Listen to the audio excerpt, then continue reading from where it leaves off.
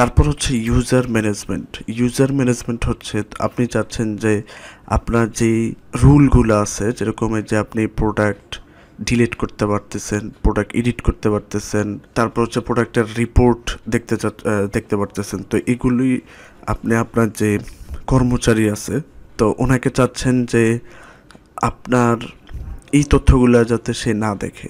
তো ওইটার জন্য আপনি এই ইউজার রুল ক্রিয়েট করতে পারেন। তো প্রথমে যেটা করা লাগবে, ইউজারে ক্লিক করা লাগবে।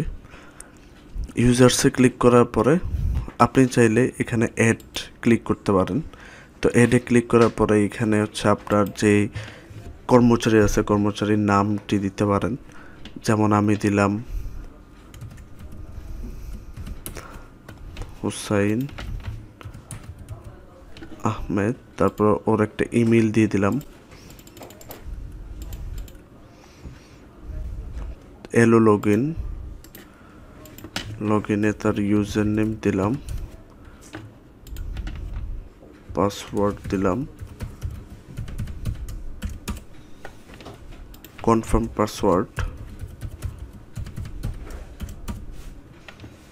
তারপর রুলে আমি সিলেক্ট করে দিতে পারি যে সে কি এডমিন না ক্যাশিয়ার। আমি ক্যাশিয়ার সিলেক্ট করে দিলাম।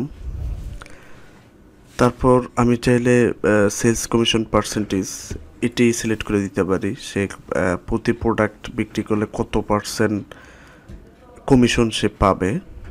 তো এটা জাস্ট আমি ডিফল্টভাবে 0ই রাখলাম। এখানে আর মোর ইনফরমেশনে আপনি চাইলে আপনার কর্মচারী বিস্তারিত তথ্য এগুলি দিয়ে রাখতে পারেন। তা সেভে ক্লিক করার সাথে সাথে আপনার এই ইউজার রুলটি ক্রিয়েট হয়ে গেছে। এখন দেখা গেছে আপনি সাইন আউট করলেন। সাইন আউট করার পরে আপনি যেমন আপনার যে ক্যাশিয়ার আছে, ক্যাশিয়ার যদি তার অ্যাকাউন্টে ঢুকতে চায় তাহলে সে যেমন ঢুকলো, পাসওয়ার্ড, তারপর হচ্ছে লগ ইন।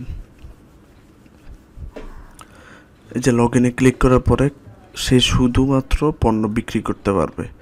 যেমন আর এখানে আপনার যে অপশনগুলো ছিল আর একটা অপশনও তার নাই। শুধুমাত্র কি আছে, সেলস আছে, সেলসের ভিতরে সে হচ্ছে পণ্য বিক্রি করতে পারবে আর পণ্যের যে ক্যাটালগ কিউআর এটি শেয়ার করতে পারবে। সে শুধু যেমন আমি 0তে ক্লিক করার পরে ওপেন রেজিস্টারে দিলে সে শুধু এখান থেকে পণ্যগুলো বিক্রি করতে পারবে, সে কোনো রিপোর্ট বা কিছুই দেখতে পারবে না। তো এই হচ্ছে টোটালি বিষয়।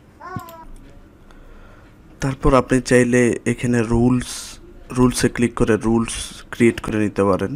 রুলস যেরকম এখানে নর্মালি রুলস আছে এডমিন আর ক্যাশিয়ার, আপনি চাইলে নতুন একটি রুলস অ্যাড করতে পারেন।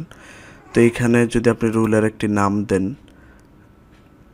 যেমন আপনি এমপ্লয়ি একটি রুলের নাম দিলেন, তখন আপনি এখানে সিলেক্ট করে দিতে পারবেন সে কী করতে পারবে। যেমন অ্যাড ইউজার, সেই ইউজার অ্যাড করতে পারবে, সেই এখান থেকে আপনি চাইলে সিলেক্ট করে দিতে পারবেন সে কী অ্যাক্সেস করতে পারবে। তারপর আপনি সেভ দিলে এখান থেকে হচ্ছে আপনার ইউজার রিল ক্রিয়েট হবে। তো এই হচ্ছে আপনার টোটালি বিজনেস ম্যানেজমেন্ট সফটওয়্যারটির ডেমো টিউটোরিয়াল। তো আপনি চাইলে এটি নিয়ে আপনার ব্যবসাকে খুব সহজে হিসাব নিকাশ করতে পারেন।